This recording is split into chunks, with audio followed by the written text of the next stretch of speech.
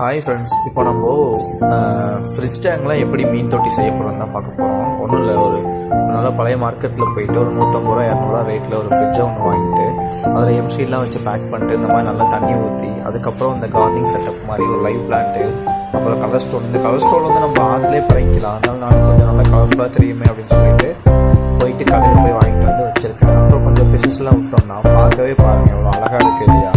கப்பி, இதில் கப்பியும் மௌலியும் விட்டுருக்கேன், அப்புறம் அந்த ஆரஞ்சு விட்டுருக்கேன்.